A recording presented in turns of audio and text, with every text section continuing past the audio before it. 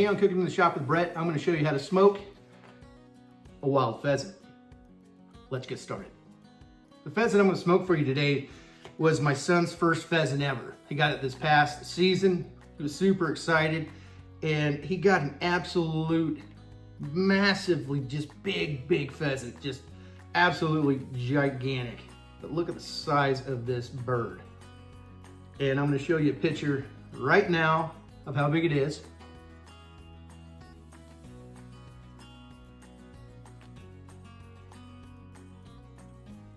Really big, right? And I'm telling you, if you're not shooting roosters with 2-foot long tail feathers, you're in the wrong spot. So the first thing we're gonna do is we're gonna get some paper towels and we're gonna dry this off. I took it out of the package, made sure it was thawed out completely, and washed it up. And you want to dry off the bird, get all that moisture from the outside and the inside. So really get in there and get all of that moisture out of the bird.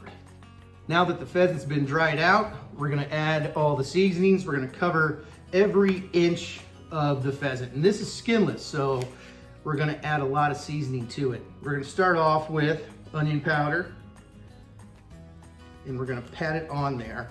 The next one we're gonna use is garlic salt. After that, just some black pepper. And make sure you're putting it on the bird, all your spices, make sure you're putting it on your bird evenly. Next, we're gonna use Alpine Touch Hickory Smoke. If you don't have this stuff and you can't find it in your area, go to alpinetouch.com and pick yours up today. It's really good stuff.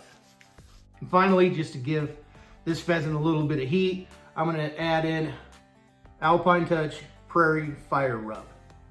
It's got a little bit of a kick to it, a little bit of heat. So I'm not gonna use a ton of it.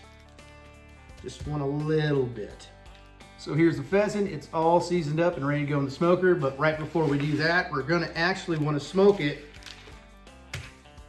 like this, with its back down. So the legs don't flop around. I'm just gonna get some toothpicks. These are longer toothpicks, and I'm just gonna put it in between the legs to keep them closed. So I'm gonna put one on one side and one on the other. And if you want to, you can get some rope, like butcher's rope, and tie the ends off if you don't have skewers or longer toothpicks. But that way the legs are in place. You could actually push it back if you want to, like this. It's just kind of a preference. Next step is the smoker. So let's talk about your smoker. The first thing you want to do is always read your manufacturer's instructions on how to use your smoker. Not all smokers are the same. Mine, for instance, has a water tray. I filled that water tray halfway up full of water, and what it does, it keeps the meat moist instead of letting it just dry out during the smoking process. With smoking this pheasant, I set my smoker at 225 degrees Fahrenheit, and I want it to get to an internal temperature between 160 to 165 degrees Fahrenheit. Now, when it gets to about 150, I'm gonna add a glaze to it. And with smoking this pheasant, I like to use hickory chips. Next, I'm gonna show you how to make the glaze. This glaze I'm gonna make is very simple, but my son had a special request that I use my homemade barbecue sauce. I have not made a video on how to make that yet. So a good substitute for it is like KC Masterpiece. That's what I suggest. So the first thing we're gonna do is add into a bowl barbecue sauce. You don't need a ton of it, just enough, something like that. Basically, you're just gonna coat the bird one time, so you don't need a ton of it. So you got the barbecue sauce. Next, you want some all-natural raw honey. And what the honey's gonna do, it's going to make it sticky, so it sticks to the bird better and give it a little bit of a sweet taste. You don't want to use a ton of this. So we're gonna put a little bit in there. Equals up to about 2 or 3 spoonfuls.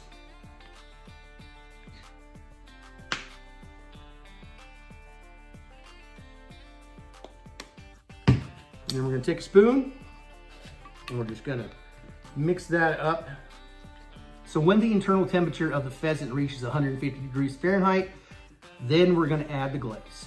So the smoker is up to temperature, just added the smoke in, and we're gonna go ahead, put that right in that middle rack. And the thing is with the legs, it kind of wants to fall down. So there we go, we have it right now. Hopefully it stays up.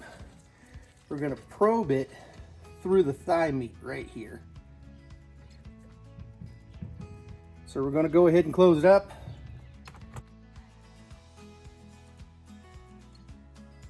Well, it's been about 30 some to 40 some minutes.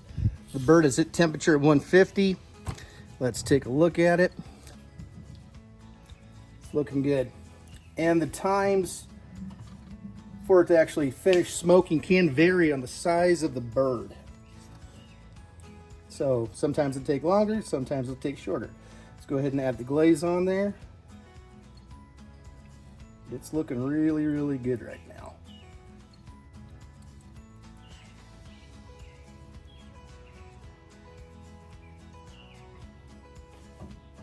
So the pheasant's all glazed up.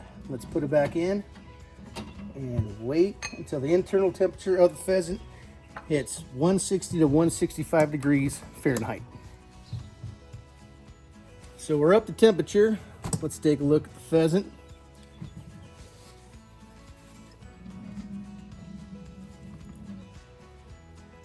Look at that.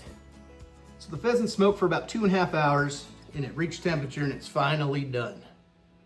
Look at this beautiful, beautiful bird. Now before we eat, we're gonna let it sit for about 10 to 15 minutes to let all the internal juices just distribute back out into the meat. And while we're waiting, let me tell you a little something about my buddy Cody from Catfish Commonwealth. On his latest channel, he gets in a showdown with a guy from Kentucky Fields Outdoors.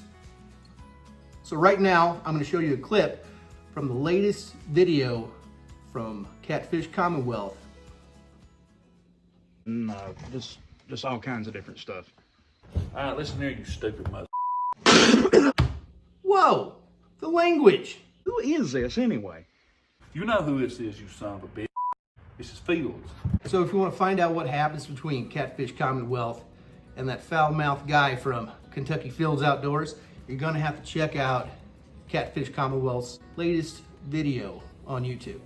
And give him a like, and give his foul-mouthed friend from Kentucky Fields Outdoors a like too, and subscribe. So it's been about 15 minutes before we dive into this pheasant. Of course, we have to give thanks and praise to God. Heavenly Father, I am grateful for this pheasant, and I am grateful for this gift. I am humbled by you and overjoyed by you. Thank you for letting Jesse get his first pheasant.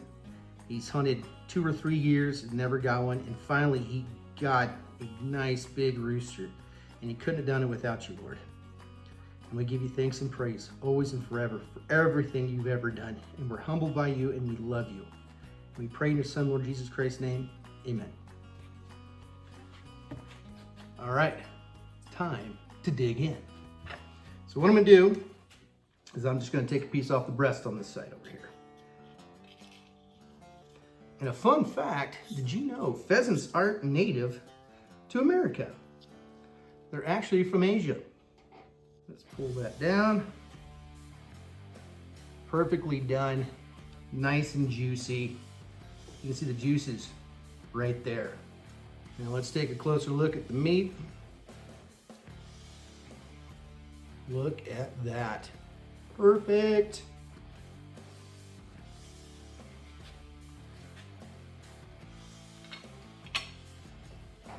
So you can taste all the flavors. You can taste the sauce, you can taste the spices, just a hint of sweet and a lot of savory.